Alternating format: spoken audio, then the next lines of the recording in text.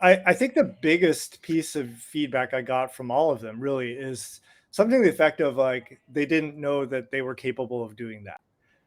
And there were two angles for that. One is, especially for the eighth grader, uh, like they've never had to show up for work 8 hours a day before. And to be clear, we ran this internship in person at a co-working facility, so we were around each other all day long. And for young people who lived through the pandemic, that is actually a heavy lift. Like being around people you're accountable to, each other and to Carl and me all day long, it's draining. But they made it through. And there was some amount of reflection, especially amongst the freshmen who were becoming sophomores, like, man, if I knew I could do this, I would have just like put so much more of myself into school, right? That they could basically operate at this level and show up for a thing they cared about building with that frequency amongst that number of sort of like helpful people. That was a huge unlock.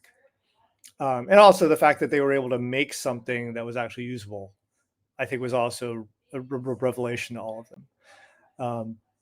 And I think that's really the most I could ask for them is like, they've sort of unlocked parts of themselves, which they can now really lean into and deploy just as like, here's the effort I know how to expend from the energy I have available to do stuff. Where I think, it's like they realize they have, their horsepower is, like they have like a 500 horsepower and they've only been using 100. And going back to school, I feel like we'll see, we'll find out next year after they have some reflection, like how much of that is an illusion versus where they're able to, uncover the iceberg and deploy all more of themselves into things they care about. But certainly there's like new energy there.